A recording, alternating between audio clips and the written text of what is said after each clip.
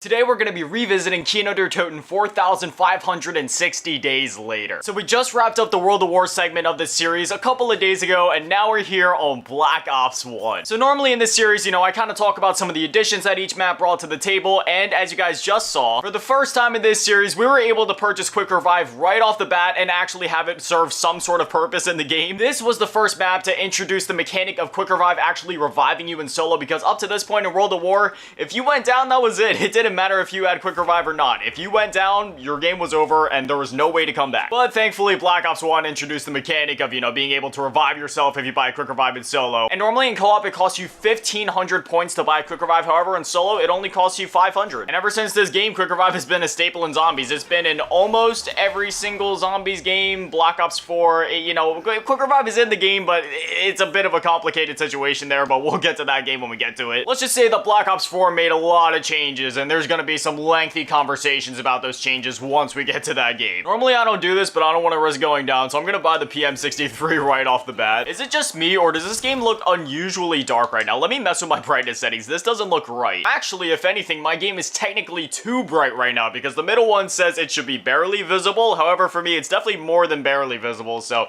I don't know. I mean, I'm not gonna mess with it. I'm not gonna turn down the brightness any more than it already is. Anyways, KINO der Toten definitely brought some additions to the table. However, this definitely wasn't the most revolutionary or innovative map. This was more or less just taking everything that Dirt Race brought to the table and expanding on it and putting it on a different map, but otherwise it didn't do too much outside of that. And honestly, I cannot fault the map for that, because for those of you that don't know, this was actually supposed to be DLC 4 of World of War, so this wasn't supposed to be some innovative new map, to kick off the new game originally. This was more or less just supposed to be like the final send-off to World of War. However, it ended up becoming one of the launch maps for Black Ops 1 just because of the way that the DLC release schedule kind of fell in line for World of War. It would have kind of interfered with Modern Warfare 2 if they would have released a DLC 4, so they decided just to kind of hold on to this map, rework it a bit, and then put it into Black Ops 1. And that actually ended up kind of impacting the way that other maps in this game played. So for example, 5 was originally supposed to have the Thunder Gun. It was never supposed to have the Winter's Howl. KINO der Toten was originally supposed to have the Wunderwaffe, but since this was going to be the map that, everybody had on disc from the time that you boot up the game, they decided to give players something new and special, so they gave them the Thunder Gun in KINO der Toten. And then they went ahead and put the Winter's Howl in 5, so yeah, 5 definitely got done a little dirty right there, if I'm gonna be honest. So that's why a lot of the weaponry and the aesthetic and, the zombies themselves are more, like, based off of the World War II era in this map. It's because, again, this was originally supposed to be the final map for World of War, which is a World War II game. However, if I'm gonna be honest, I'm kind of glad that things fell in line the way that they did. World of War just having those 4 classic maps with each one bringing something new and innovative to the table,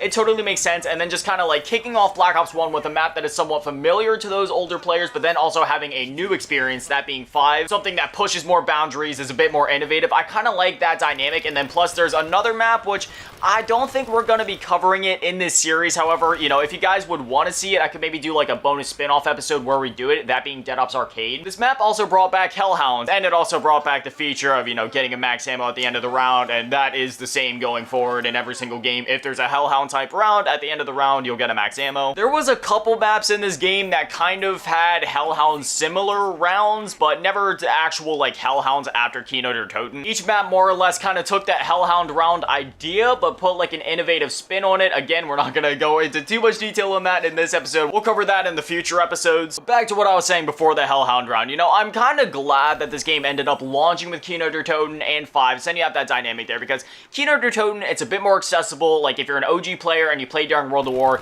you know what to expect here, you know what you gotta do. It's also a bit more casual, it's not as intense, whereas something like 5 is the complete opposite. It's really intense, it's hard to get to high round. It's not instantly intuitive in the same way that this map is, even if you have prior experience with the mode. Like, it takes some time to learn it, and the nuances, and the new layout of the map, and all that. And it's kind of cool seeing, like, the World War II type era map inside of Black Ops 1. It just kind of adds to the already diverse lineup of maps available in Black Ops 1, and only helps to bolster the quality of the game overall, because if you think about all the different locations we visit in Black Ops 1, I mean, we got the theater during World War II, we got the Pentagon, we have, like, the rocket facility, and then we got, like, the snowy movie set in Call of the Dead, and then, some people say that Shangri-La takes place on Mars. We're not gonna start that debate here today. Some people just think it takes place in, the legendary Shangri-La jungle, and some people say it takes place on Mars. That's not my place to say. And then the big finale for this game, the moon. Not to mention the fact that this game game also includes remasters of all of the original World of War maps. So, you know, it's safe to say that Black Ops 1, if you're just getting into zombies and you're looking for a nice game to kind of like get you into zombies without being too complicated, like something like, say, Black Ops 2 or 3 or 4, Black Ops 1 is definitely a good place to start. However, you know, if you're a new zombies player, I would always recommend Black Ops 3 because it has the perfect dynamic of maps. It has basically every single map from Black Ops 1 outside of Call of the Dead. It has every single map from World of War. It has what is arguably the best map from Black Ops 2. And then obviously it also includes all of the Black Ops 3 maps, and it's also modern enough to not feel, you know, too dated, because while Black Ops 1 still holds up incredibly well, and I don't really think this game feels dated at all, for newer players, they may think that it does or may feel like it does. Again, personally, I don't really see it, but then again, I don't really let like the age of a game affect my enjoyment of it. I mean, I'm the same guy that still plays Atari and like NES on a regular basis. But still, for some of the younger folks, I would say that Black Ops 3 is probably like the overall best package that you want to go with, especially when it comes to bang for buck. Like when we're talking like Zombie Chronicles and that price point and the season pass, like yeah, you're definitely getting way more value than what you're paying for. First spin of the box in Black Ops 1, and we got the FAMAS. Now, this is one tricky thing with Black Ops 1. So in Black Ops 2 zombies, and even in World of War zombies, you know, all the weapons have a fair amount of ammo every time that you get them from the box. Basically, every single zombies game outside of Black Ops 1, it feels that way. Like in World of War, you always have enough ammo when you get a weapon from the box. Black Ops 2, 3, 4, Cold War, all of them, you're always given a fair amount of ammo. However, Black Ops 1, I always find myself struggling on ammo quite a bit, because as you can see, we've had this gun for less than a minute, and I'm basically already out of ammo already. It's kind of insane, actually. And it's even more weird when you consider that some guns were actually balanced properly, like I think the Commando, the RPK, the HK-21, and some other weapons like that. Like, all of them have an appropriate amount of ammo, but for some reason, there's some weapons, like mainly the SMGs and some of the ARs, they don't have enough ammo, and I'm not really sure why that's the case. I'm not sure if it was an oversight, if it was intentional, but considering that amount of ammo already boxed, can I please get something that holds just a few more bullets? This Spaz 12, you know what, it still has a low amount of ammo, but this will do. This map also brought back all 4 of the original perks, and at launch, those were the only 4 perks that this map had: Quick Revive, Jug, Double Tap, and Speed Cola. However, down the line, after DLC 4 release, they went back to all of the prior maps in Black Ops 1 and added a perk that was added to DLC 4 to all of the previous maps, which is something that they only did in this game. They haven't done that since. Like, they haven't retroactively went back and just added perk machines to maps just because a new perk was added to the game. This was the only time that they've done that. And as you can see right here, you know, it's actually quite a snug fit. Like, it's quite a perfect location, but they added Mule Cake. It costs $4,000, and it allows you to carry 3 guns. We're not going to talk about it, nor are we really going to, like, buy it in this episode, because technically it didn't come out till DLC 4, and my goal with this series is to kind of talk about and approach the maps in the state that they were in when they first released, and obviously Mule Cake wasn't actually here when the map released, so we're not going to discuss that just yet. Just like in World of War, the shotguns are just perfect for the dogs. Normally I wouldn't pack a punch the MP40 because the ammo capacity when you pack a punch it isn't too great, but for the sake of the video, I'm going to go ahead and save all my points so then we can pack a punch, and I'm going to do so by training around in the iconic spot on the stage. A lot of people also have a strategy where they like buy the M16, and anytime they run out of ammo, they end up buying ammo for this, which, you know, that's actually a pretty good strategy considering the wall buy is literally right there, and that's actually what I end up doing most of the time when I'm going for high rounds. But when discussing KINO der Toten, I feel like it's a bit of a sin to not at least mention how important this map was to the now oh so common and oh so popular strategy of training. So basically, you know, training was sort of a thing in World of War. Some people did it from time to time. Like, some people kind of learned how to start training back in Shi No Numa, for example, and there were some of those earlier players that kind of found out how to manipulate the zombies' AI and were doing it when Nocturne Toten released, but there wasn't that many players doing it, and it definitely wasn't as popular of a strategy as it is today, for example. KINO der Toten and YouTubers like Syndicate doing the strategy is really what popularized it, and this map was definitely like the best one at the time to kind of learn the strategy overall, because while Shi No Numa definitely had some good spots, you had to worry about the swamps possibly slowing you down and the glitchiness of World of War overall. So at that time, Black Ops 1 was definitely the best map to train on, because as you can see here, I mean, I'm barely even trying to keep a cohesive train going, and I'm just kind of like loosely commentating and playing the game. And yet still, you know, I still got basically a perfect train going. I got them all grouped up, and then that's basically all that the strategy is. You run in circles, you try to manipulate their AI, get them all grouped up into one giant circle, and then you just shoot into the horde. Great way to get more points. It's a great way to also also save ammo since your bullets are also like penetrating the zombies and damaging multiple ones at once, and it's just like, it's the most efficient strategy overall for getting to high rounds in most maps. That was surprisingly quick. We only went through one round and I already have 4,940 points, so let me go ahead and rebuild the barrier and we'll be off to Pack-a-Punch. There we go, we have 5,000 points on the dot, literally the perfect amount. And then, as you can see, they brought back like the Dury system of teleporting to Pack-a-Punch, and then here it is. We have the flaccid ray gun, and as we said in the Dury's episode, the ready to perform ray gun, we'll call it, and then you just go ahead, put in the Pack-a-Punch. They brought back the exact same Pack-a-Punch animation with you cracking your fists.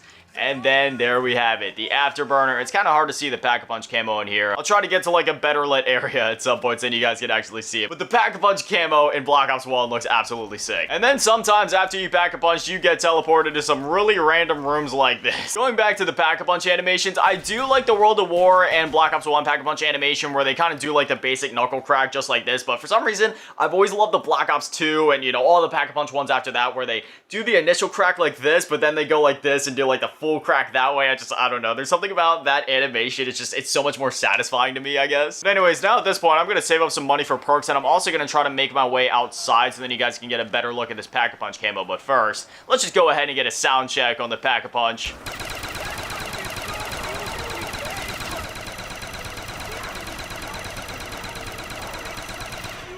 So satisfying. I know I was wasting a ton of bullets right there, but I was just trying to run through a full mag because let's be honest, dude, that Pack-a-Punch sound, it's so crisp. It's so clean. There's just something about it. It feels so good every time that you hear it. But anyway, now we're outside in the light. It's still kind of hard to see, man. The brightness is, oh, there we go. That's a good spot for the light. But as you can see, it has a very distinct look to it. It has like a circuit board pattern, kind of like something that you see on like a motherboard for a PC, but you know, it's also like shaded red. It looks really cool. It's really clean. I'm trying to stand in the best light possible so you guys can see it, but I absolutely adore the Black Ops 1 Pack-a-Punch camo. I'm gonna go ahead and buy double tap because as much as I love the MP40, yeah, that fire rate definitely needs a boost once you're getting up in the rounds. Oh no. Oh no. I'm not gonna get quartered out here. No. Come on. Push through the zombies. I'm so glad that I bought double tap now. Speaking of double tap, let's go ahead and get a fire rate check. Yeah, that's definitely a lot better than before. Okay, we're kind of in a tight situation here. I'm gonna clutch it up. Come on. Okay. Zombies. I need that max ammo really bad. Can't go outside yet. Okay. Can I go outside now? Get away! Get out of my way! No! Move. Alright, we're safe. We made it. Now, considering that we're on KINO TOTEN, and one of the most iconic parts of this map is its wonder weapon, it would kind of be a sin not to try to get it, so hopefully the box is playing in my favor today. No, it's gonna give me a python. Okay. Mystery box. Oh, mystery box. Could I please have a thunder gun? Oh, and it's also worth mentioning that this game did bring back the ray gun, and that's the same for every game going forward. Literally, every Call of Duty Black Ops Zombies game has the ray gun inside of it. Every single map has it, except for the Chaos maps in Black Ops 4, which again, that is just a fun little quirk of Black Ops 4 that we'll get to once we get to that game. But here we are. We have another dog round. And as I said in one of the previous episodes of this series, you know, the dog round had a lot of potential to be something that actually annoys the player more than anything. But considering the fact that you get a max ammo at the end of every single dog round, that definitely balances it out. And plus, it's a bit of an easier round overall. You know, they don't hit as hard as normal zombies do, and there's less of them. And, you know, the rounds go by a lot faster, especially for people that are going for high rounds. And plus, like I said before, the max ammo that you get at the end makes it all worth it. Black Ops 1 also expanded on like the unique Pack-a-Punch abilities that each weapon can get when you Pack-a-Punch them. So like this crossbow, for example, when you Pack-a-Punch it, it goes from being a normal like explosive tip crossbow to being able to attract the zombies to it in the same way that a monkey bomb will. Oh my gosh, I just realized that I forgot to talk about that in the Dury's episode. Yeah, Dury's added something very important that I can't believe I forgot to mention, but that is the monkey bomb. Basically, if you don't know what the monkey bomb is, it's like a tactical grenade. So when you click RB or R1 if you're on PlayStation, you throw a grenade. However, if you click LB/L1, normally it doesn't do anything. But if you manage to get the monkey bomb from the box, look at that, I literally just got it, perfect timing. But if you click LB, you throw the monkey bomb down, all the zombies are attracted to it. Again, this was added in Dury's, and I'm ashamed in myself for not mentioning it then, but I'm mentioning it now, and they did bring it back in this game and every zombies game going forward. Granted, not every map had like exactly a monkey bomb, like some maps kind of did like an iteration of a monkey bomb or a different version of it, but every single game has had at least some sort of iteration of the monkey bomb that serves the exact same purpose. Some of them ended up actually being like arguably better than the Monkey Bomb, like Little Arnie's and Shadows of Evil and Revelations. All right, I have a few points left. Can I please get the Thunder Gun? I would like to use it at least once before this video ends. No, it's gonna give me the Python again. Please, mystery box, please. I'm trying to make a video. Can I please get...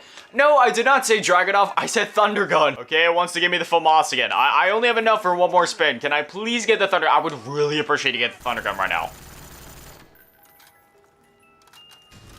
This game hates me. It's not a big deal. There's another map with a Thunder Gun in this game, so hopefully we get it once we get to that map. Now, I definitely want to hear from you guys. What are your thoughts and opinions on this map? Have you played it before? Personally, I know for me, this map is very nostalgic, and I'm sure there's many folks out there that can relate to that, so, you know, go ahead and leave, like, your favorite memory from this map down below. Today we're going to be revisiting 4,559 days later. So here we are on the map 5. Fun fact, even though most people don't really like this map, I'm one of the weirdos that actually do. There's just something about this map. I don't know if it's just because it's the location of the Pentagon. I don't know if it's the fact that you get to play as the presidents in this map, including JFK. But I don't know, there's just something about this map. I've always loved this map for some reason, even though most people really don't. Now, I will admit, as the years have passed, this is a map that I don't return to as often as I would like. In fact, I haven't even played this map since like, ooh, maybe 2021. And I mean, heck, say what you will about Black Ops 4, but honestly, when it comes to returning to 5, I tend to just go back to Classified at this point because that remake was actually pretty good. Anyway, remakes aside, we'll get to that when we get to that. Today we are playing 5, like I said, and honestly, you know, normally in this series we talk about a bunch of additions that the map brought to the table, but when it comes to this map, there wasn't really that many additions that were made. There wasn't any new perks. There was a new wonder weapon, that being the Winter's Howl, which, you know, we'll talk about that when the time comes. It's not a huge secret that the Winter's Howl isn't everybody's favorite wonder weapon, if we're being honest here. But outside of that, I mean, there wasn't too many other additions. There was the Pentagon Thief, which kind of replaced, like, the Hellhound round, and then, oh, there was a new drop in the Bonfire Sale, which basically just makes it so that instead of paying 5,000 points to Pack-a-Punch, you only have to pay 1,000, which is pretty nice, but you only get that if you defeat the Pentagon Thief before he's able to steal one of your weapons. But other than that, yeah, that's really all that this map added. This map also did technically have like the first... Like I said, this map, it's actually surprisingly challenging. I'll take full responsibility for that. I should have been looking at the zombies that were all around me. Instead, I was just staring at the trap. But anyways, yeah, this map was technically home to, like, the first buildable trap. Technically, most people think that it was in transit, but no, you could actually do that in this map. Granted, I rarely, if ever, used it. I think I've done it, like, maybe one time, and that was it. When it comes to going for high rounds on this map, well, if I'm gonna be honest, I never really go for high rounds on this map because I don't play this map that often. But when I do, I just kind of, you know, train around in the usual spot that everybody does underground. If I'm gonna be honest, the only reason that I don't ever try to go for high rounds on this map is just because the wonder weapon is so bad on this map. If the wonder weapon wasn't as bad as it is, I would probably play this map more often and actually try to go for high rounds, but just because of how bad the Winter's Howl is, I just never end up coming to this map, you know, trying to get to the high round, you know, like the 40s, the 50s, the 60s. Usually I'll push it to like maybe round 30 at most, and then I'll probably just end up, you know, diving into the zombies or quitting out of the match for one reason or another, because honestly, once you get to the high rounds in this map, it's less a thing of skill and just more a war of attrition of, okay, how long can you train the zombies without messing up? Before we continue that conversation, let's just take a moment to appreciate the elevator music.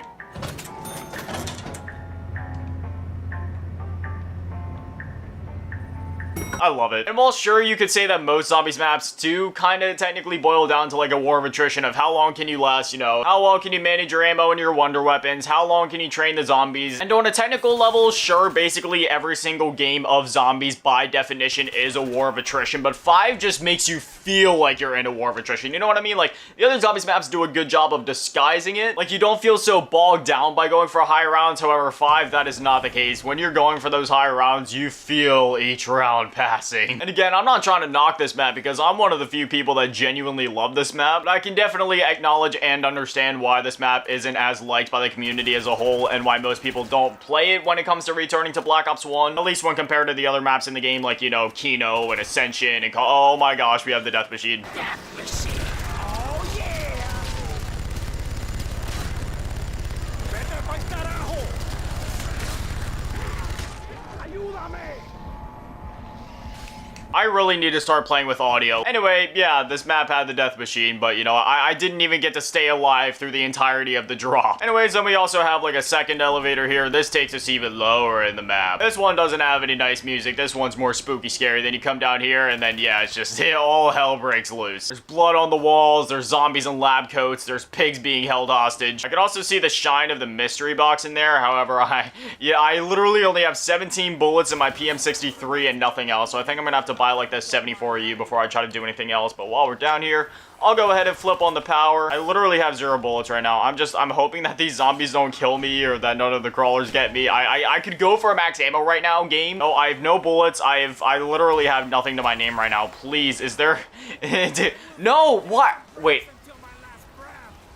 I just got one tapped. You know, I thought that I liked this map, but now that I'm returning to it, I don't know if I do. I literally just got one tap through the elevator. Like, what? Well, now I get to slog through the opening rounds again. You're funny if you think I'm gonna wait here and knife them again. I'm literally just gonna shoot them. I need these rounds to go by. I at least want to make it to the mystery box. I want to try to get the Winter's Howl in this video. I mean, if I'm not able to, I'm not crying about it because, you know, the Winter's Howl sucks anyway. I would still at least like to get some sort of gameplay of it in this video. I think this time I'm just gonna buy the M14 and go points crazy. Definitely let me know down in the comments. Are you guys M14 gang or are you guys Olympia gang? Personally, I've always been an M14 kind of guy. I don't know. I like having money. That being said, the Olympia, you know, it is pretty nice from a damage perspective. And that Dragon's Breath, when you pack a punch it, chef's kiss. This time, if I could make it past round 6, I'll be happy. Like, if I can honestly just make it to round 7, and that's honestly fine with me. I need to make it past round 6. One thing that's worth noting about 5 is that this was the first zombies map to not be based in World War II. Like, this was the first time that we saw zombies without, like, you know, the German 1940 uniforms. I'm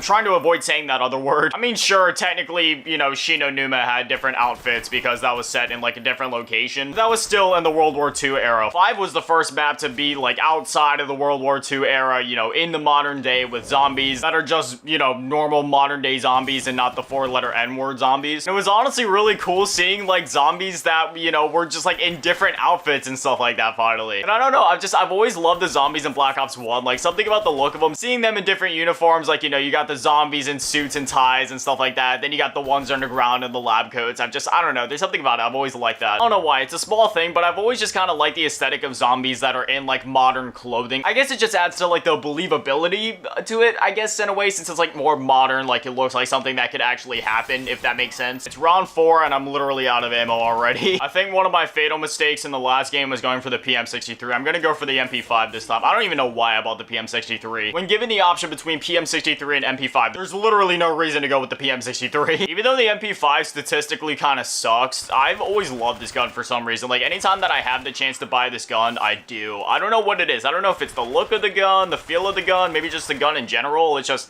I always buy it. I really like this gun. Alright, I'm running low on ammo already. I've had this gun for about 1 minute, and what do you know, I'm already out of ammo. Okay, now I need to navigate past the zombies and try to get back up to the ammo wall by. Why do all the guns in this game have literally, like, no ammo? Please just let me get by. Look, I'm sorry.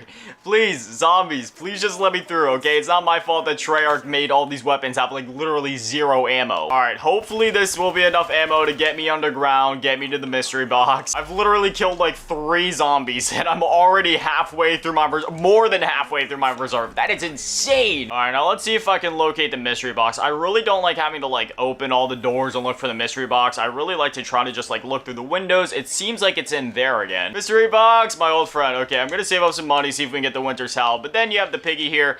Look, this is always a really morally tough decision for me, because if you leave it alive, then it has to suffer. Or you can shoot it and put it out of its misery, but like, I don't know, I feel bad doing that. Even though keeping it alive means that it's gonna suffer for longer, it just feels morally wrong to me to have to shoot the pig, man. So I'm just gonna leave it, okay? I'm not. I am literally so sick of this map. This video could end right now and I would be so happy. All right, I'm out of ammo and I'm literally 30 points short of the mystery box. Please, zombies, get out of my way. Okay, we have enough for the mystery box. Please give me something that is literally, you know, anything besides what I have right now. Hey, I got the FAMAS, another gun that has literally 0 ammo in it. Look at that. We shot 1 clip and we're already 1/6 of the way through the ammo that the gun has. Oh no, poor piggy. I think one of my grenades that I threw ended up blowing it up. Whoops. You will be missed, piggy. All right, now let me spin the box again and see. Hey, look at that. We actually made it to round 7. We beat my record. Okay. An M72 law. Wow. Yeah, it's safe to say that this run is scuffed already. I got a freaking law. You know what? Let's just let's just try that. How well does it do? It literally turned him into a crawler. Dude, we're on round 7 and this thing can't even one-shot anything. This thing is pathetic. All right, let me spin the box again. Can I please get the winter sound? I never thought I'd say that out loud. Hey, look at that. I got the Commando, a gun that, you know, actually has bullets. That's nice. I'm gonna spin the box again. Can I please get the Winter's Howl game? I need to show it off to my viewers. G11, that is basically the exact opposite of what I asked for. All right, how about now? Are you feeling nice now? Oh, yes, I got the FAMAS again. Got another death machine, but I learned my lesson last time. Revive me! My work here is not yet complete! What even killed me? That's the one thing about the first 2 launch maps on Black Ops 1. Both KINO and 5 had those little things that crawl around, the little Nova crawlers. And as you're shooting them, like if there's a horde of them and you shoot into them, they emit like that gas or whatever. And it totally like stuns and blinds your players. So then if there's any that like creep up next to you and you don't happen to see them, well then you're probably dead and you know, you weren't even able to see them in the first place, so there's nothing you can do about it. This was a really weird video for me to make. You know, at first when I went to make this video, I was convinced that I loved this map, but after revisiting it, I don't know, I think I really am starting to understand why so many people don't like this map. I'm definitely curious to hear from you guys. Do you guys like this map? Are you not a big fan of it? Because I don't know, I'm questioning my own opinion that I've had for like 13 years at this point. Today we're going to be returning to Ascension 4,479 days later. So first thing we're going to get out of the way, like right off the bat, is the fact that no, your phone is not broken, no, there's nothing wrong with the game, this is just how the map is. Until you turn on the power, the whole map is just in black and white and there's nothing you can do about it. Personally, I think it's actually kind of cool seeing the map go from black and white up until you turn on the power and then like you turn it on and you get that whole reveal when you see the whole map in color for the first time. Realistically speaking, and in terms of like the story here, I'm not really sure why everything is in black and white. I'm not sure if this was just like, you know, a gameplay decision or if there is like an actual story reason as to why everything is in black and white. I've always just thought that it was kind of like a cool design decision. Now here's the real question that I want to know from you guys down in the comments. Do you guys go out this door or do you guys go from the door down there? Personally, if I'm gonna be honest, I always kind of just go out the door right there. I don't know why, I just kind of like going that way considering that Jug is on the way to power and then, you know, once you get the power on, then you don't have to worry about opening up any more doors to actually get access to Jug. Like Jug will already be open at that point. Usually I don't stay in the starting room for too long. I usually just get through like round 2 or so, and then from there, once round 3 starts, I'll get into here because while I could stay in here and, you know, buy the M14 and build up points, I'd rather get moving, and then usually I buy the MPL right off the bat to get racking up on the points. Look at that. After opening up literally just one door, we have Juggernog right here. And hey, I was talking about this in the last episode of this series. Like, why would you buy the PM63 when you have a much better SMG literally right next to it? Because as far as I'm aware, this SMG, for example, just like the MP5 from the last episode, has more ammo, does more damage, feels better overall. I don't know, I've just always found that interesting. But anyways, this is kind of how it goes on most of the Black Ops 1 maps. You get through the first door or two, you buy an SMG, and then you just kind of camp it out, rack up the money. It's definitely not like Black Ops 3 where you're popping a bunch of gobble gums and you're opening up like the whole map and getting Pack-a-Punch and getting the Wonder Weapon on round 1. Speaking of which, in this series, you know, we usually kind of talk about the things that certain maps add, certain things that maybe the map took away from previous maps. First thing worth noting that this map took away from previous maps is, well, color. Like I said, though, that's obviously only a temporary thing till we get the power on. In terms of things that are, like, added and brought back, this map did add the Matryoshka dolls, which is basically just, like, a grenade. It's, like, 4 grenades in one. Pop the doll, you throw it, and then, like, 4 different grenades shoot out from it. There's, like, a bunch of explosions that happen and stuff like that. I mean, that's pretty cool. This map also added PhD Flopper, which is very, very useful in this game. See, in Black Ops 1, the Mustang and Sally was actually still, like, a viable weapon that you'd want to use to get to higher rounds. Granted, this map does have the Thunder Gun, so it's not exactly necessary, but in some other maps, like, for example, Call of the Dead, sure, you do have better alternatives like the Scavenger that you'd want to use, but I mean, the Mustang and Sally is definitely not a bad option. And speaking of the Scavenger,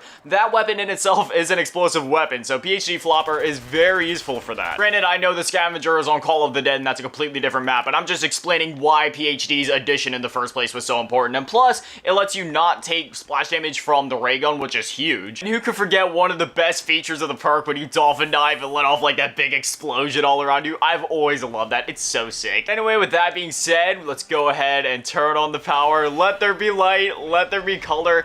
look at how beautiful the map is. Let me just go back down to the spawn and just kind of like show you guys how much the map, I mean, you can even see it in this room alone. Like, this map in color is so beautiful. I love the dynamic, like, between the black and white until you get the power on, because even in black and white, the map still looks pretty sick. But once you get the power on, just like, hey, just look at it. It is so different from anything else that we had gotten in Zombies up to this point. Closest thing we had to, like, this facility aesthetic would have been in, like, Doris, I guess. But by the time that you get to Doris, like, the whole place has been torn down by the apocalypse. You know, the zombies have gotten to it. Walls are blown out. There's, like, whole chunks of the building missing. But this, you know, even though the zombie outbreak has happened here, the facility is rather well maintained and still put together. And then furthermore, in this map, obviously, we can kind of get, like, outside of this main facility building, which we're definitely going to be doing as soon as I'm able to acquire Juggernog. Actually, wait a minute. Is this the round that I think it is? This is the round that I think it is. Okay, so the monkeys are coming. This was one fun addition to this map, let me tell you. Oh, wait, never mind. The monkeys actually aren't coming. My bad. I was hearing this thing, I think. I don't know. I heard some noise that sounded similar, but the monkeys actually aren't here yet. Basically, instead of the Hellhound rounds that we've had up to this point in Zombies, this map introduced the monkeys. And basically what the monkeys do is they come in, they steal your perks, and they're kind of a pain, if I'm going to be honest. I don't really like them. Granted, if you get them all down before they're able to steal any of your perks, they do give you a free perk, which is nice, but honestly, it's not worth the headache that they introduce into the game. Come on, no. Juggernog, equip, run. Okay. Oh no, I'm screwed. I literally just bought Jug, man. But anyways, yeah. Oh no, why did it spawn me with the zombies all around me? Okay, hold on. Time to clutch this up. Okay. Red sun prevail. Now I'm going back down those stairs. I'm just gonna go ahead and spin the box. I need something better than is what I currently have. Please give me something good. The FAMAS, you know what? I'll take it. That's better than the MPL at least. I really need points. I really need money. I'm trying to get quick revive. Death machine, literally perfect. Come on, pull out. Okay. Go.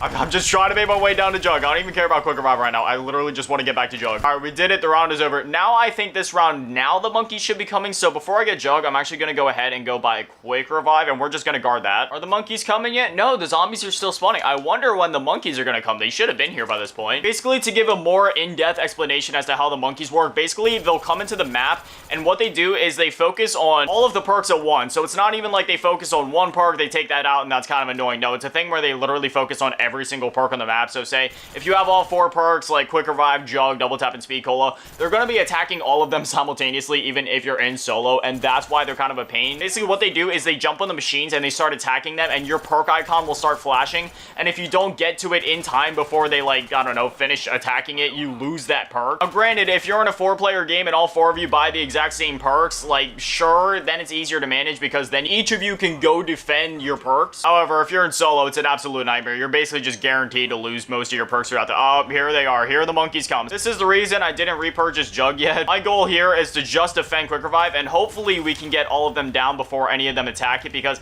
if one of them even jumps onto the machine, you're screwed and you're not able to get the bonus perk. If you want to get the bonus perk, you have to get through the entire wave without any of them even touching the machine. Thunder Gun is really good for this round because obviously you just shoot it and all the monkeys in the vicinity just get blown all over the walls, but like, when you're trying to do this with a bullet weapon, you have to be so accurate and make sure you're like reloading at all times. Okay, monkey, come for me.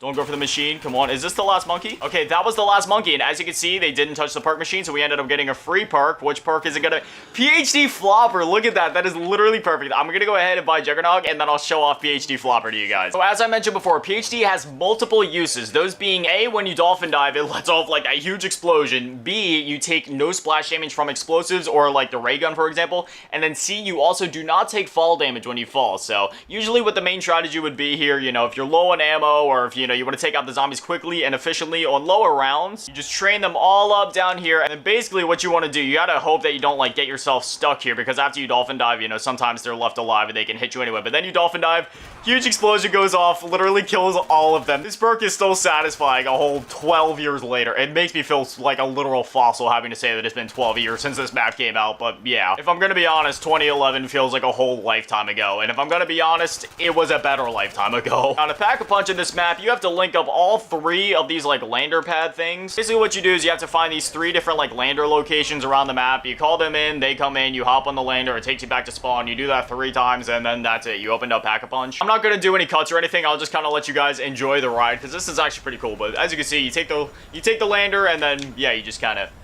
go back across the map. You can see like a whole thing of the map. Like, yeah, not even all of this is playable that you're seeing. Like, obviously some of it is out of bounds, and they have some pretty dense fog to kind of cover up, like, the unfinished bits or the out of bounds bits. But yeah, it's genuinely pretty cool. Then as you can see, there's a little monitor up here, and 1/3 of the rocket is filled up because obviously we took care of 1/3 of the total rockets in the map. So now we're gonna go ahead and get the other two. Another perk that this map added was Stamina Up. And if you don't know what Stamina Up does, basically, you know, it just increases the amount of time that you can run for, but it also increases your sprinting speed. So that's pretty useful. Personally, I don't really get Stamina Up on a lot of maps. The only one that I get it on consistently is Origins. Like, as I was saying during the World of War series, in any map, it doesn't matter what game it's on, I always get my core 4 perks. You know, Quick Revive, Juggernog, Double Tap, Speed Cola, unless it's Black Ops 4, of course. But Origins, that's my one exception. You know, I always get Stamina Up instead of Double Tap because on that map, if you spend 30,000 points and then you go to the rewards chest, you're able to get a free Double Tap and then you can have 5 perks. So that's mainly why I switch out Double Tap for Stamina Up, but also just trying to run through the mud in that map, it's a literal nightmare. We got one zombie left right now. We're not going to kill it just yet. I want to go ahead and try to open a pack. Actually, I don't know if I'm going to have enough points. As you can see down there's a little sign pointing to Pack-a-Punch. However, if we go over there right now, I'll show you guys real quick just so you guys kind of see it.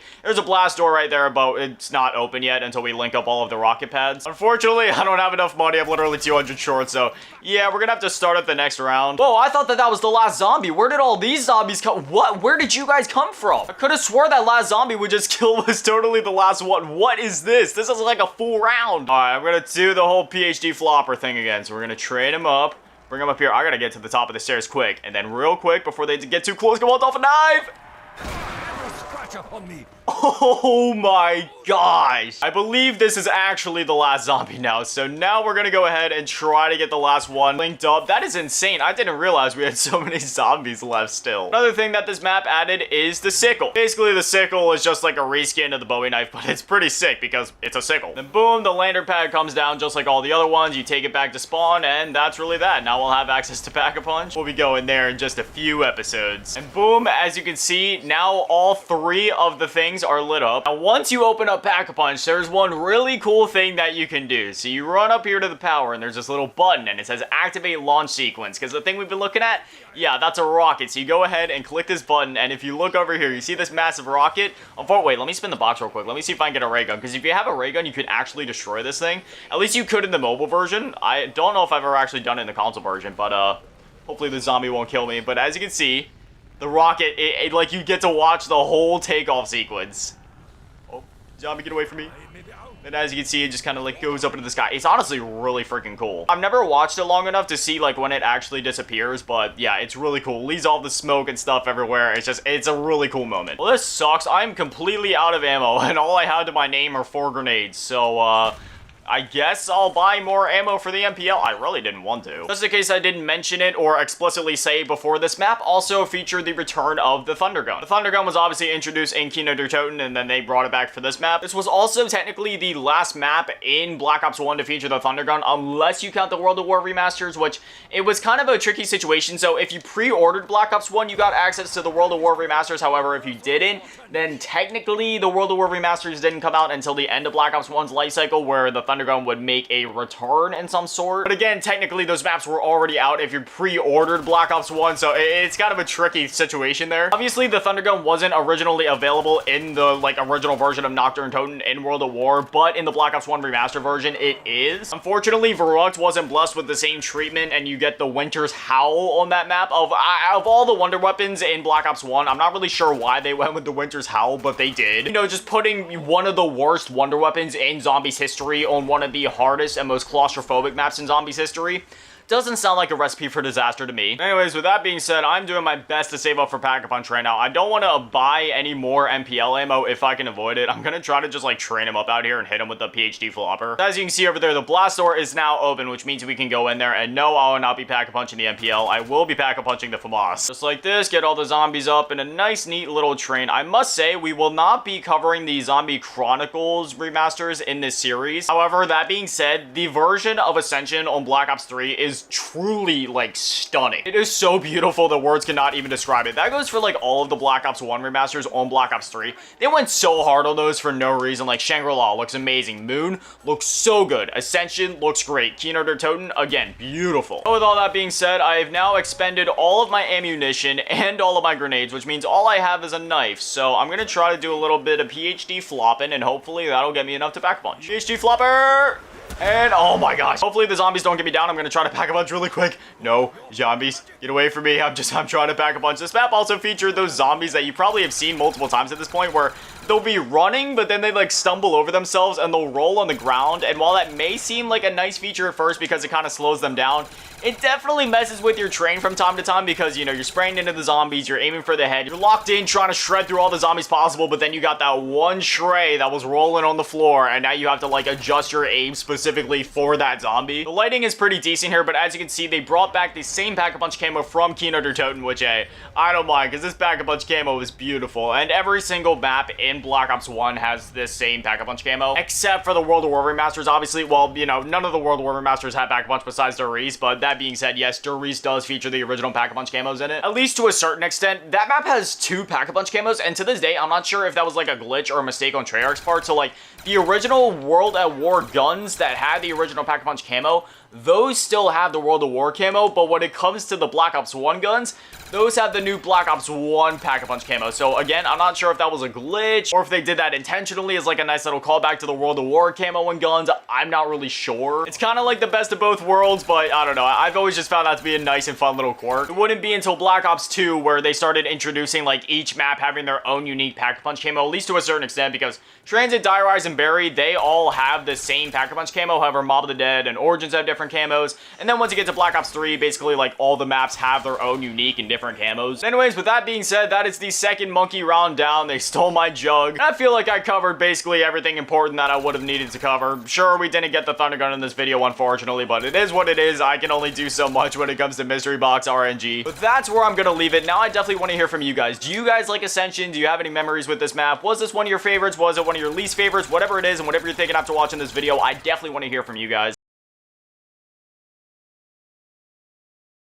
Today we're going to be revisiting Call of the Dead 4,393 days later. So here we are on Call of the Dead. Honestly, I've been so excited for this episode. I've been anticipating this ever since the beginning of the series. Call of the Dead is one of my favorite maps, not only in Black Ops 1, but just zombies, period. Is it in a top 5? I don't know about that necessarily, but it's definitely in my top 10. There's something about this map that I've always loved, between the atmosphere, the fact that like George Romero is literally following you around for the entirety of the match. I know some people don't really like that, but for me personally, for some reason, I've always liked that. I love bosses in zombies maps, whether that be Brutus on Mob of the Dead, the Panzer on Origins, like the list goes on with zombie bosses. I've always liked when they're in the map. I like when there's that little bit of that twist on the formula. I can totally understand why some people aren't the biggest fan of George though, because he literally follows you around for the entire game, and you know, even if you back up punch the VR11, so then you're able to like send him away with one shot, he still comes back in the next round. And even if you don't do the VR11 strategy and you pump a bunch of bullets into him with like death machines and ray guns and stuff like that, he still only goes away for like a round or two before he makes his return. But honestly, I love that. It adds to the atmosphere and the intensity of the map, because like you never know when you're safe, you know what I mean? Like there's always something coming after you, you're always watching your back, you're always on edge. And I like I said, I can understand why some people don't like that, but for me personally, I've always loved it. And as you can see, occasionally fog will roll in, it'll make the map all foggy, it's real hard to see, but once the fog all goes away and you're able to see everything, it is truly a beautiful map. You can see the snow falling down, you got the ship over there, the lighthouse over there, and it's honestly beautiful. I'm a bit of a sucker when it comes to like snowy locations in games though. I know the color scheme is literally just gray, maybe some light blues and white, but hey, I like that gradient. One thing I wanted to mention in the last episode, but I honestly forgot to. It's honestly kind of sad that I forgot to mention it, because it was quite a huge feature and it's still one of the biggest features in zombies to this day. But anyway, Ascension was the first map to have an Easter egg. And while we're not going to be doing them throughout throughout this series, really. At least I don't plan to. Every map after Ascension also included an Easter egg, including Call of the Dead. In fact, Call of the Dead was the first solo Easter egg because in Ascension, if you wanted to do the Easter egg, you had to have friends with you or, you know, people that were willing to do co-op. But in Call of the Dead, you're actually able to do the Easter egg solo, which is really nice. For me personally, I don't really like playing games with people. I just kind of like playing by myself. So at least having that option to do an Easter egg by yourself is always nice, and it always helps with the longevity of the game. So obviously, there's always tons of like YouTubers and streamers that are, you know, trying to go back at that hidden nostalgia, relive some classic Zombies maps and make content on it at the same time. And for the YouTubers and streamers that specifically focus on Easter eggs, it's kind of hard for them to do that if they always have to have like friends with them or other people that are willing to do it, because then you kind of have to work around each other's schedule to make content and stuff like that, and you know, that's never fun having to coordinate. That's honestly part of why when I make videos, I do all my videos alone. I couldn't be bothered to not only one, communicate with other people, but two, try to work around other people's schedules. It's like, I got my own things to do, man. I'd rather just make content by myself.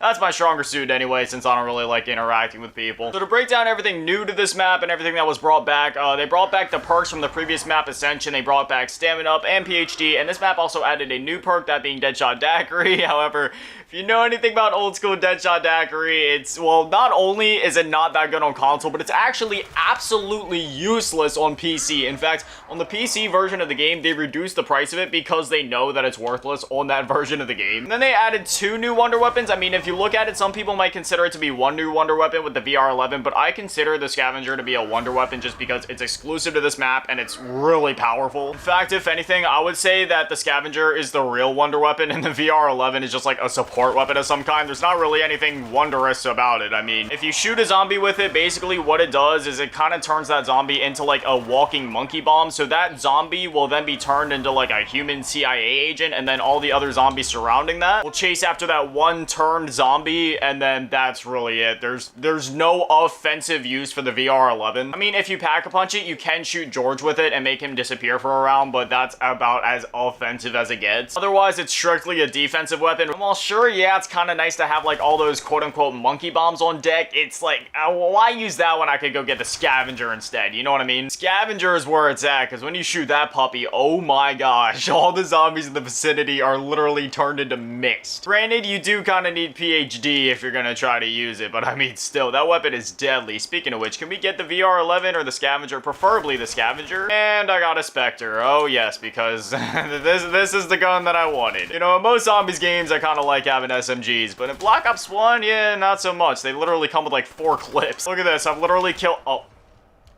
We're on round 5 and I already went to, I should just quit making these videos. Yeah, when it comes to the SMGs in Black Ops 1, they're pretty terrible. They have like 4 mags, and then after that, they're completely out of ammo. That problem kind of extends to the assault rifles as well, but not as much. Something like the FAMAS at least has, you know, 5 mags in reserve before it's out of ammo. The only exceptions to that are like the Galil and the Commando, and, you know, maybe like the LMGs as well. Speaking of the Galil, I will take that any day of the week. Thank you. I was hoping to save up my money so we could open up some more doors and, you know, keep making our way over towards Jug, but I guess now we're gonna have to go back and buy a quick revive. I'm actually rocking with this setup right now, the FAL and the Galil. This, you know what, this is actually a pretty nice duo if I do say so myself. I'm not even gonna lie to you guys, trying to get to Juggernog on this map is actually a nightmare. I usually don't get Jug until like round 8, round 10 at best. Because first you need to open up all the doors and get to the top of like the ship over there to turn on the power, and then you need to go like the exact opposite way to get Jug on like a completely different section of the map. It's insane. Okay, we got a death machine here, so what I'm gonna do is I'm gonna use it partially on the zombies, but I really want to try to use this on George because I really want to try to defeat him at least once in this video so you guys can kind of see like how that works and, you know, what rewards you get and all that. Fun fact, for every player that is in your lobby, an extra 25,000 health is added onto him. So in one play,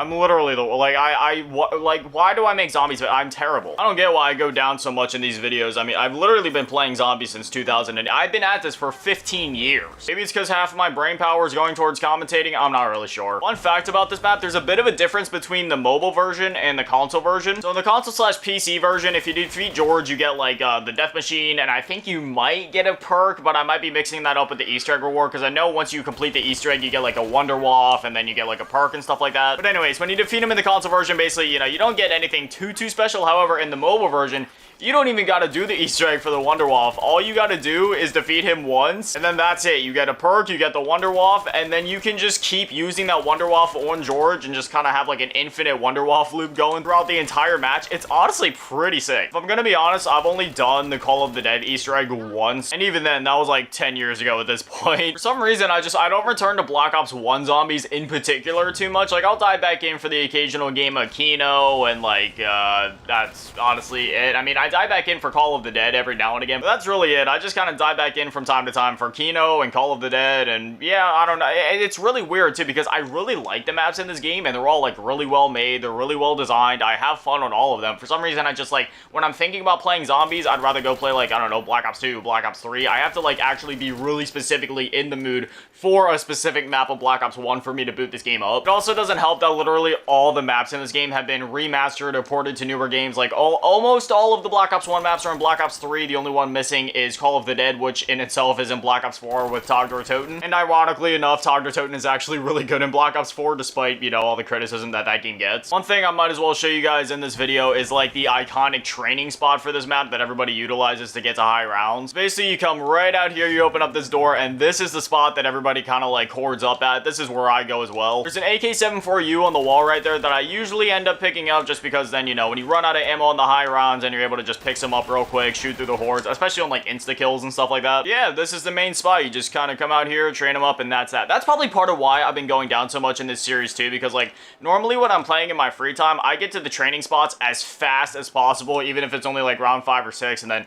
I'll start up the trains, I'll start racking up money before I go do other stuff. Whereas in these videos, I kind of just like aimlessly run around the map without any like plans or strategies. Anyways, yeah, this spot's pretty nice, and plus, since there's a bit of a natural incline to it, if you get PhD flopper and you run out of ammo, for example, you're able to utilize this hill, and you can just like dive down here and launch off like an entire PhD explosion and knock out the round. I'll tell you, there's nothing like hopping on this map, getting set up with like quick revive, jug, speed cola, PhD, then you get like a pack-a-punch ray gun and a pack-a-punch scavenger and just blasting through the rounds. Yeah, this is what I was talking about. Pack-a-punch is right there. We're literally on round 9, and I am just now over a jug, but even then, I don't have enough money to get it. Granted, that's kind of my fault, because I would have enough money if I wouldn't have had to rebuy a quick revive like 3 times. Look, I didn't go down. You're not seeing this. I should probably just cut this out of the video. I'm gonna buy Jug before anything else happens. I don't even trust myself at this point. I'm getting Jug. I'm getting fully set up. I'm terrible. Oh no, I'm low on ammo too. I'm getting the nuke. I don't care how low around it. I need the nuke. I may not have any more quick revives, but I mean, hey, at least I have Jug. It's strange. This is one of my most played Black Ops 1 maps, and yet this is the one that I struggle on probably more than any other map. Maybe besides Moon. Moon, I always get killed because I'm like flying around with all the anti-gravity and zombies are just whacking at me. Pack-a-punch is pretty simple to get in this map. I mean, as you guys just saw, literally all you have to do is turn on the power, and then it starts going around the map. And the way to tell where Pack-a-punch is at is by looking at the lighthouse, and wherever it's shining at, that's where the Pack-a-punch is at. Now, I ran onto the top of this ship, and I'm just now realizing how bad of an idea this was. I am very low on ammo. All I have is the FAL. My Galil is completely out of ammo. I'm hoping that I don't go down here. I really don't want to go down right now. Going down on this low of a round would honestly be embarrassing. I mean, I know I've went down multiple times at this point, but like, you know, getting a game over at this point would be truthfully embarrassing. Can we just take a moment to relish in the satisfaction of insta-kill? You or me, kiddo? Fireworks of It's so satisfying. Cha-ching. Got the iconic duo, man.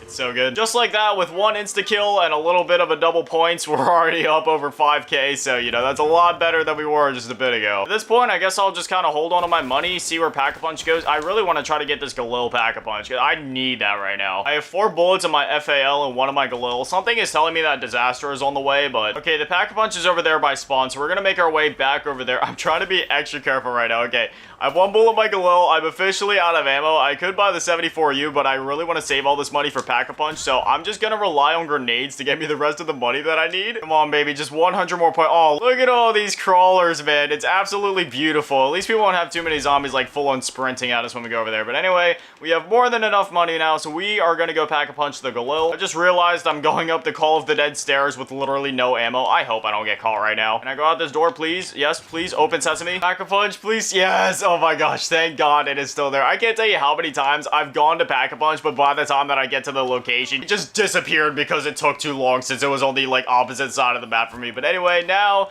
we have Pack-a-Punch, and as you can see, it's the same Pack-a-Punch camo that the other maps have had up to the... Oh, look at that reticle. That's real nice. It's like a lowercase cursive A or something, but it actually looks really clean. If they ever make, like, a 1-to-1 remake of Call of the Dead, I would really like to see, like, the Origins Ice camo put onto this map instead of the normal Black Ops 1 Pack-a-Punch camo. Don't get me wrong, the Black Ops 1 camo, it's absolutely stunning. It's beautiful, but, like, the Origins Ice camo would just be perfect for this map. One way to tell if you're doing, like, any sort of actual damage to George is to keep your eyes on his little light thing there, because once you do enough damage, it'll start, like, flickering, and the more it starts flickering and the dimmer it gets, that means that he's closer to dying. I don't know if all the ammo in a Pack-a-Punch Glow would actually deal enough damage to get him down, but we're gonna try. At the very least, I want to get his, like, little light thing to start flickering so you guys can at least see what I'm talking about. Yeah, so as you can see, if you look at the light real closely, it's starting to, like, flicker a little bit of yellow here and there. Once you get him down to that point, then, you know, you're doing a good bit of damage, so we just gotta keep laying into him. One funny thing about George, if you shoot him, he gets mad, but if he hits you, then he also gets mad. And when he's mad, you know, he's more hostile, he swings faster, he runs faster, and I've just always found it funny that even if he's the one that hits you, he's the one that gets mad. The only way to calm him down is by bringing him over here on, like, the ice water. All right, we almost got George down. His light is flickering a ton, so we're gonna finish him off with the death machine here, hopefully. Come on.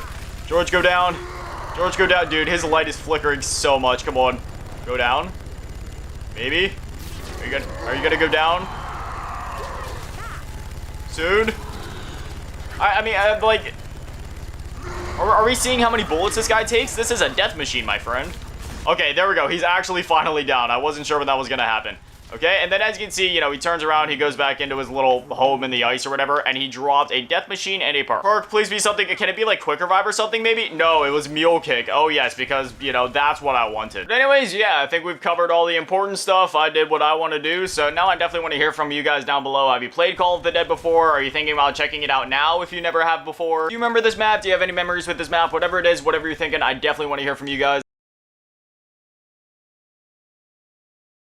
Today we'll be revisiting Shangri-La 4,341 days later. I apologize in advance if I look extra, I don't know, like red in the face or just kind of like bleh overall. Today's shaping up to be one of the hotter days in Florida and I'm feeling it already. Anyways, here we are on one of the most polarizing maps in zombies history. Back at release, Shangri-La, you know, the reception to it was a bit mixed compared to the previous maps, and that's just kind of how it's been for this map up to this day. You have the people that absolutely love this map, and then you have the people that are like, I'll play this map, but it's not one of my favorites. I don't know if there's anyone that downright hates this map, but you know, it's definitely not one of the favorites for most zombies players. For me personally, I've always loved this map. I don't know if it's something about the vibes, the location, the aesthetic, the unique wonder weapon, the unique zombie types. I've always had a special place in my heart for this map. Though I can admit, compared to the maps that came before it, and especially the maps that came after it, yeah, sure, it may not be one of the strongest maps in the zombies lineup, but that being said, you cannot deny that it is one of the most unique that we've gotten. I mean, seriously, it takes place in the legendary Shangri-La jungle, and when you look at, like, you know, the aesthetics of the map in terms of how vibrant and saturated the map is, it truly is unique, and it's just completely different from anything else that we had gotten in zombies up to that point. Granted, there are some annoying aspects about this map that we will talk about and touch on for sure. That being said, through and through, I genuinely do love this map for the most part. Now, if there would be one thing that I would have to, like, point my finger at and be like, I don't really like that aspect of the map, it's definitely, like, the booby traps and the way that they can kind of like mess you up when you're running through the map. Sure, I kind of like the fact that they add a bit of a added challenge to the environment and traversal of the map. That being said, I really don't appreciate it when, you know, I'm on like round 40 or round 50 and my run just suddenly ends because I ran through a doorway at the wrong time, and what do you know, spikes went up, I was trapped, zombie swung at me, and that's that. My round 50 game is just now over. Granted, I'm not gonna lie to you guys, I've never hit round 50 on BO1 Shangri-La, but I have on Black Ops 3 Shangri-La. Sadly enough, that story was true. I was running through the map, I was trying to go back to buy Quick Revive because I had gone down. It was like round 51 and I was doing it mid-round, so I was like, hey, you know what, I'll probably be safe, right? Nope, I ran through here, the spikes came up, just like this. It was literally just like this. I got caught by the spike, zombies started swinging at me, and that was that. My run was just over. There's also another area in this map where a similar thing tends to happen to me quite often. You probably know which one I'm talking about, where it's like the floor moves and there's like walls that pop up in the little like swampy muddy area. Like, yes, I understand what they were going for and I understand the purpose of those things, but it's just like, man, sometimes it just gets in the way more than anything. You know what I mean? But for the most part, like I said, I genuinely do love this map. Oh yeah, a ballistic knife, because, you know, that's exactly what I wanted and needed at this current point in time. Thankfully, we were on... Oh, wow, that was actually perfect. So now we have ballistic knives and a double point. So let's just go ahead and revel in the money.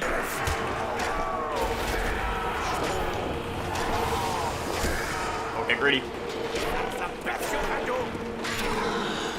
You know what? As much as I dunk on the ballistic knife, that was actually really satisfying. I went from broke to having thousands of points in just a few seconds. You know what? GG, ballistic knife. FAL? Yeah, sure, why not? So normally in this series, you know, we kind of talk about things that the map added, that it took away. But in this instance, there really wasn't that much that changed. I mean, sure, the location is unique. And sure, they added the new zombie types like the Shriekers and the Napalms. But outside of that, there wasn't too much added. They added the new Wonder Weapon, which is cool. You know, the Baby Maker, you shoot the zombies, you run into them and send them flying. They also had an interesting system for Pack-a-Punch on this map. So basically, you have to look for like these little piles on the floor, and then you have to stand on them. Thankfully, in solo, you only have to find one of them. You stand on them, Pack-a-Punch is open, that's that. But in co-op, it's a bit more tricky than that. But as you can see, you know, this tile is standing up. I'm not going to step on it right now because I don't need Pack-a-Punch. I'm going to wait until we have enough money to actually Pack-a-Punch before I do that. I would preferably also like to try to find Jug before I even worry about that, because this map is definitely one of the trickier ones. It's definitely not on the tier of something like, say, Varrock, for example, but it's definitely still a bit more challenging just because, as you can see, like, it's a very narrow map. Like, if you get caught in a hallway with a zombie and your weapon isn't reloaded, you're probably going to go down. One thing I'd also like to mention is the fact that this is probably the most beautiful remastered map in Zombies Chronicles. Like, while sure, yes, all of the maps in that Zombie Chronicles pack look absolutely amazing, Shangri-La is definitely, like, hands down the best one. It looks so good in that game. Honestly, if it wasn't for the fact that, oh gosh, that's actually another thing that this map added is the monkeys. So basically, anytime that you get a drop, the monkeys can steal your drops, and then they try to take it back to Pack-a-Punch, and in this instance, oh wait, no, they're not gonna beat me. We got a double points out of it. So basically, anytime you get a drop, the monkeys will try to come and steal it, which you can kind of manipulate it to work in your advantage. So say that, I don't know, the zombies drop like a nuke or a carpenter, and that's not exactly what you're looking for. Well, you can wait for the monkeys to come and pick it up, and then as it's cycling through the drops, they can change it to, you know, literally anything else, like a double points or an insta-kill or a max ammo or just, you know, anything that would be more useful than a carpenter. Let's just take in the fact that this map is literally like 12 years old, and yet it's still just gorgeous. Here's one of the new zombies right here, the Shrieker. It screams at you.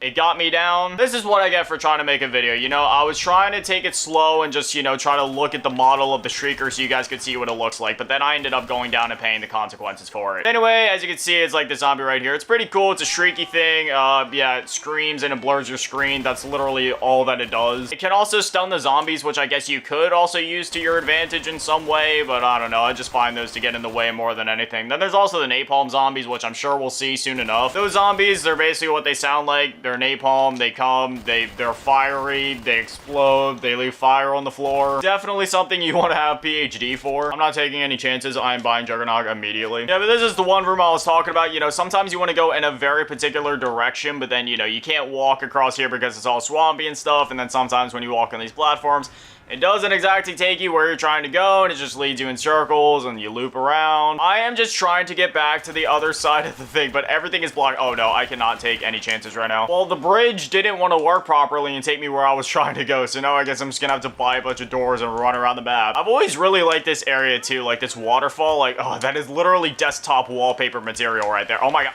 I'm not... Are you kidding me? This is why this map is so divided. Like, I couldn't see, there was water, I couldn't move, zombie swat, like, do you understand why some people don't really like this map? Like I said earlier in the video, personally, I do like this map, but I can completely empathize with and understand why some people don't really like this map as much. It definitely has the potential to be more annoying than fun sometimes. It always really annoys me when this happens because, you know, I've only been recording for like 20 minutes at this point, and that's obviously not enough footage for a whole video. So now I'm at this weird point where it's either I end the video early or I go back through and try to play another match. But then at that point, I already lost a good bit of my willpower. So my only goal at this point is just to at least try to show off the wonder weapon or pack-a-punch or something like that. I'm just thankful that I never set myself up any like particular round goals in these videos, otherwise they would take so much longer to get made. Don't get me wrong, I could totally hit round 20 on any of these maps, but when I'm commentating and I'm trying to play at the same time and I'm trying to like show off certain features of the maps, I tend to screw up a lot more than I normally would. I was saying it in the last episode, but you know, usually when I play these maps, I kind of get set up real quick, I get jug immediately, and then I go to my training spots as soon as possible, and then I just kind of rack up the money and gradually set up as I get enough money to do so. But obviously when I'm making these videos, it's a bit different. Hey, look at that, the box is in the same location as last time. One thing worth noting is that in the Zombie Chronicles version of this map, you can also get the Ray Gun Mark II. Why? Like, I just don't understand what I did to deserve this. I'm just trying to make some friendly, nostalgic zombies content, and I'm being punished for it. It's crazy that we're almost at the end of the Black Ops 1 segment of this series already. It feels like we were literally just starting World at War like a couple days ago, but here we are. After this, obviously, we only have... After this, we'll just have to cover Moon, and then obviously we'll be on the Black Ops 2 with Transit and all that. I have a feeling the Black Ops 2 segment of this series is going to be interesting, because I have some hot takes. A lot of what I have to say about Black Ops 2 will definitely probably be blasphemy among, you know, the zombies community, but it is what it is. I'm definitely excited to see what the reactions to those videos are going to be. Alright, at this point, I'm literally on game number 3. I think I've proven that I'm absolutely terrible at this map. If I'm going to be honest, I haven't played as much of the BO1 version as I have of even, like, the BO3 version. I played this map a decent bit back at launch, and then Moon came out, and that whole DLC pack with all the World at War maps came out, and I just, you know, I never really revisited Shangri-La too much after that. And then between Black Ops 1 and Black Ops 3, I probably played Shangri-La, like, you know, maybe enough times to count on both hands. Then after that, I didn't play it a whole lot, but then when it came out in Zombies Chronicles, I actually played a lot of Shangri-La in Zombies Chronicles. But at the very least, you would expect at least some of those skills and some of that knowledge to transfer over here, but apparently not. Alright, it seems like the box is down there by the waterfalls. Boom, here we are at the mystery box. Unfortunately, I literally have 0 points to my name.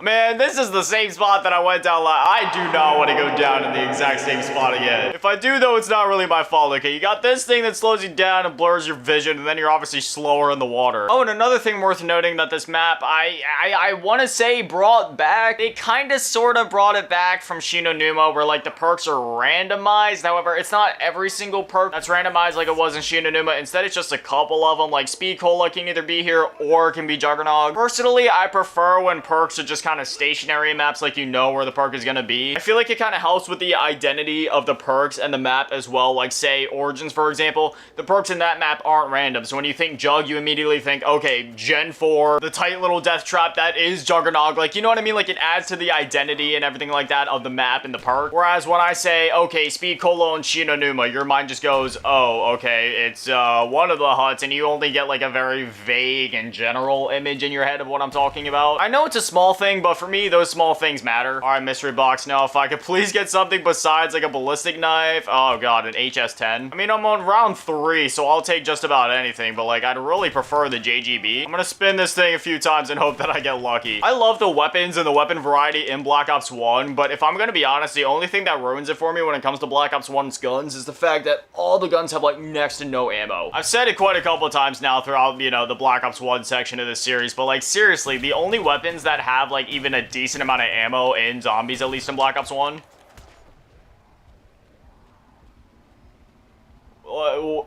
how? Is like the Galil, the Commando, and the LMGs, and you know, maybe some of the wonder weapons like the ray gun, but that's about it, really. Ooh, and the AUG. The AUG actually has quite a good amount of ammo, and it's really satisfying. This is one of my favorite weapons of Black Ops 1. I don't know why. I've just always loved the AUG. Something about the way that it feels, the way that it controls, it's a really nice gun. And the scope on it, I've always really liked the scope for some reason. All right, mystery box. Now, if you could please give me the JGB, I would seriously appreciate. Whoa, I just got hit twice and I survived somehow.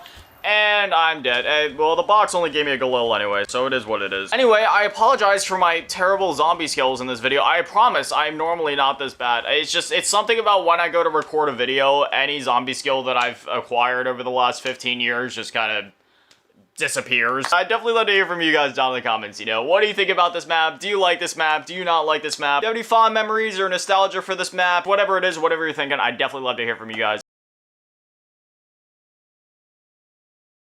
Today we're going to be revisiting Moon 4,286 days later. So out of any Black Ops 1 map, this is probably going to be the most interesting episode that I've made so far, because out of all of the Black Ops 1 maps, this is definitely not the one that I've played the least. However, it is the one that I know the least about. So don't get me wrong, I have a decent bit of knowledge about this map. Like, I've done the Easter egg before, I know all of the lore about the map. However, the last time that I did this Easter egg was literally 12 years ago when the map first came out. I haven't done the Easter egg since, and when it comes to most of the map's mechanics, all of that knowledge is lost somewhere deep in my mind. When it comes to like using the hacker and knowing about like the excavators and stuff, like all of that stuff is just like deep buried in the back of my mind. And you may be thinking to yourself, the excavators, that's kind of a random point to bring up, and that's because the last time that I played this map, I actually died because of the excavator, and then I just kind of raged and I haven't touched the map since. I was back in like 2020 or 2021 though, so yeah, it's been like a solid 2 or 3 years since I played this map last. You may also be wondering why I'm not running for the teleporter, and it's because Jug actually spawned up there. I always manipulate it and restart the game like as many times as I can so that I can get Jug to be the perk that spawns. So just like that, on what is technically round 0, we have Jug. Hopefully I don't die. Please don't die. Please don't die. Please don't die. Oh, okay, we survived. My anxiety always shoots through the roof right there at the end. I always get so paranoid that I'm gonna die. But anyways, yeah, now here we are on round 1 with Jug on the literal moon. That's definitely not a sentence that zombie players were expecting to say before this map release, but here we are. Also, if the gameplay seems to be like muted in this video, I promise that that's not the case. It's just that this map is so quiet every time that you have your helmet on. They have like this cool effect where every time that you have the helmet on, you know, the audio gets real muffled, it gets real quiet. However, when you're playing the map, it sounds like it's almost muted half of the time just because of how quiet everything is. You guys will still be hearing some audio throughout the video, like anytime I take my helmet off, or anytime that we go back to Area 51 and I'm like pack-a-punching or whatever and I take my helmet off. But otherwise, yeah, this video is probably going to be really quiet. So before we get too far into things, let's go ahead and start a discussion about the things that this map added. So the first thing this map added, as you guys are probably going to notice, oh no, I'm not going to go down to round 2. I'm probably going to suffer more premature deaths than on literally any other map. I suck when it comes to playing on this map with the zero gravity. You know, you're constantly floating around, you're like flying into zombies. Anyways, the first thing that this map added is the astronaut. So this is essentially like a mini boss thing, something similar to Call of the Dead, but not quite as egregious. Basically, it's this astronaut, and if you walk into him, he doesn't really damage you. However, he does steal your perks. There's no warning, you know, if you stumble into him, that's it. He's gonna steal your perk, and that's it. So needless to say, it is very important on this map to make sure that you're not accidentally walking into him.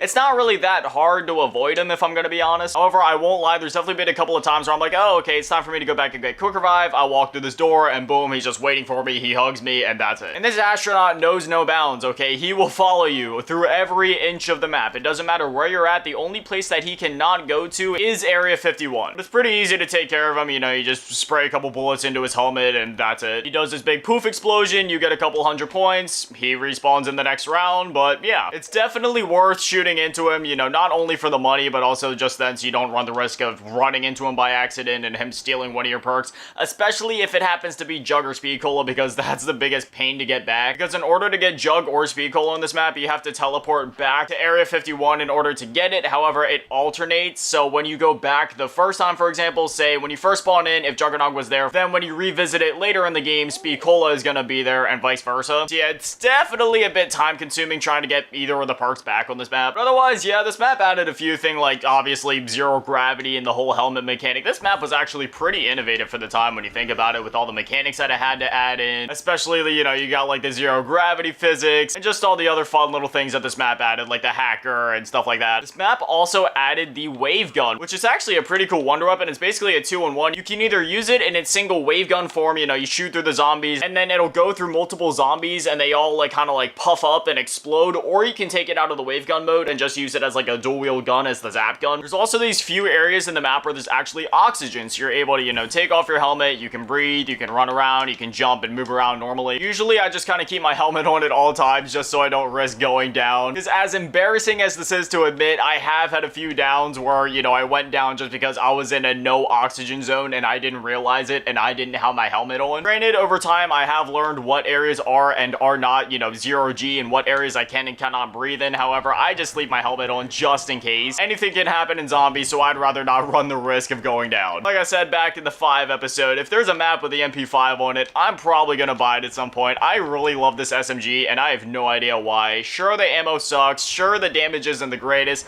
but it's great for points and I just love how this weapon feels. Another thing worth noting that this map brought back is like the little crawlers from KINO and 5. Except this time with a twist. They're able to teleport all around the floor, and yeah, they're about as annoying as they were in the other maps. Anyways, just like that, we are now at the mystery box. I definitely want to hear from you guys down below. Which version of the wave gun do you prefer? Do you like the wave gun, or do you like turning it into the dual-wield zap guns? Personally, I just kind of leave it in the zap gun mode most of the time, but I definitely want to hear from you guys. The astronaut respawned, and I'm just gonna make real quick work of him. Like I said, he's really easy to get down. It's literally just like one of those popcorn enemies. You shoot him a few times, he goes down, and that's that. He's gone for the round. It's always worth taking him out anytime that he spawns in. Also, if you're curious as to how you get back to Area 51 from the beginning of the game, you literally just jump in this teleporter and it takes you back. We're not gonna go back just yet because Pack-a-Punch is there, and I do kind of want to wait until we have enough money to Pack-a-Punch. Can I please get the zap guns? And it's gonna give me the HS-10 just like yesterday. If you missed the last episode, I highly recommend going back and watching it. We revisited Shangri-La, and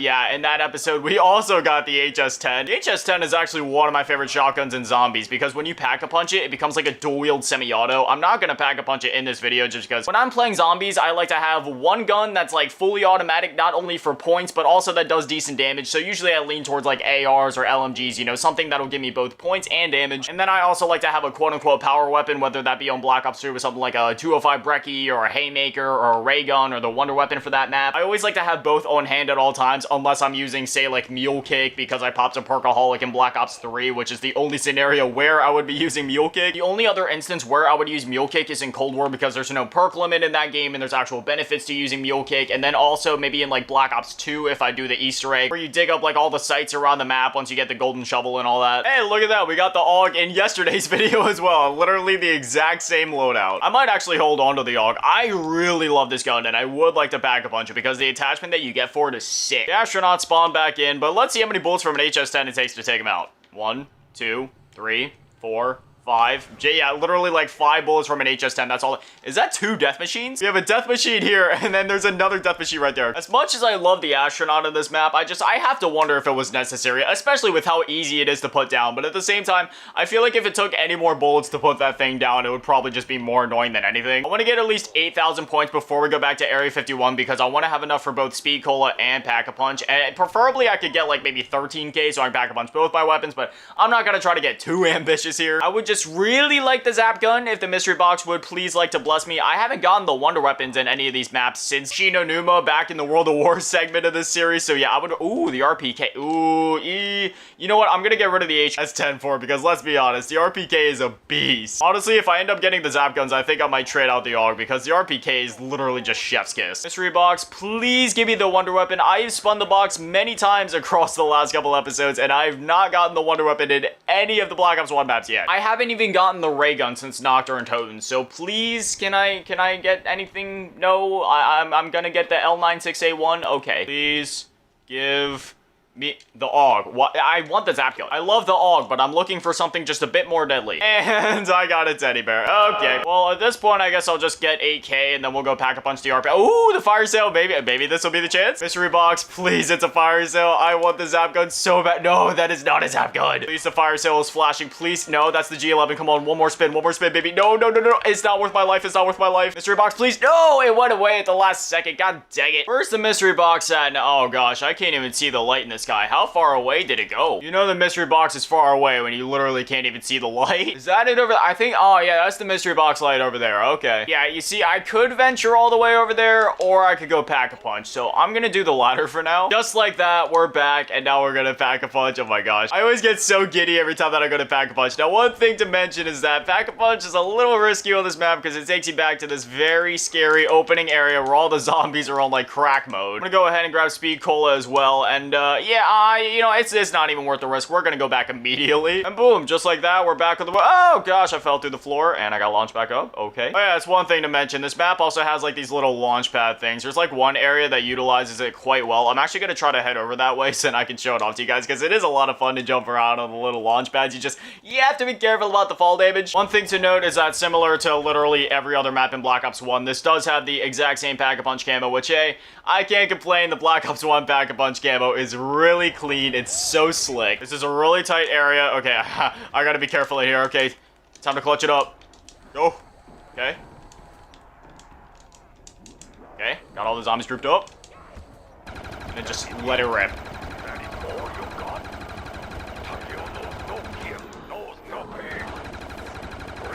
It's so satisfying. Getting into those life or death situations and then just turning around with a pack-a-punch LMG and just shredding through the zombies. Another thing worth noting that this map brought back is Easter eggs. And not only did it bring back Easter eggs, but this was the most innovative and most exciting Easter egg to date. If you don't know anything about the moon Easter egg, well, I mean, I feel like just explaining it would be a disservice. You have to go watch a video of it at some point. But basically, to keep it short and simple, you blow up the Earth. It's honestly still one of my favorite Easter eggs to date in zombies. Oh yeah, and by the way, this is the area I was talking about. You get on these launch pads and like it launches you all around. We have to be very careful because there's 0G. You gotta have to like control it a bit. Make sure you don't fly around too far. Okay, gotta be... No, land. I don't want to take fall damage. And then it launches you again. And then you try to land on these little pads. Normally, it's controlled a bit better and it's a bit more automatic. But for some reason, 0G is going crazy for me right now. So it sent me flying a lot farther than it normally does. I really want to try to find the mystery box because I would like to get the zap guns if possible in this video. Hey, just like that, we're back at the teleporter. However, it is closed down for a bit. It'll open back up in a couple of rounds. I wonder where the mystery box is at. I'm pretty sure it's down underground in one of these like building sections, but I'm not exactly sure where it's at. Thankfully, once we get to the Black Ops 2 segment of this series, I will be able to show off more of the wonder weapons because most of the wonder weapons in Black Ops 2 and Black Ops 3 and even part of like Black Ops 4 and Cold War, there's alternate ways to get... Oh, there's the mystery box. It was literally back here at spawn. There's other ways to get the wonder weapons outside of the mystery box, whether that be doing quests or building them. There's a few of them where you have to get them out of their mystery box. Most of the wonder weapons going forward, I'll be able to do an alternate quest or build them in some other way. The only exception to that I can think of would be like the Paralyzer in Black Ops 2. That one you can only get from the mystery box. But otherwise, going forward, we won't have to just rely on RNG to show off the wonder weapons in these videos. I have one more spin at the box. Should I please get, you know, the Zap? No, it gives me the HS setting. Okay, you know what? I guess it just isn't meant to be. Anyways, yeah, that's that. That's Moon. Now I definitely want to hear from you guys down below. Do you guys like this map? Do you have any memories with this map? Do you have any nostalgia for this map? Do you like the zap guns? Do you like the Easter eggs? What's your favorite part of this map? Whatever it is, whatever you're thinking, I would definitely love to hear from you guys. Anyway, as always, a shout out to the patrons and channel members, commerce, figure, Liberty tab, big dynamite, Chulubasaurus, Rex, Face, Polar, Ray, Webster, Lamas, Bianca, Spiritual, 100%, Mel, Asking, you could imagine, Mr. Rich, Wife, the team, Flims, in one, Aaron Reynolds, Unknown, and Christopher Huerta. Thank you guys for watching. Have an amazing day. Stay beautiful. I love you all.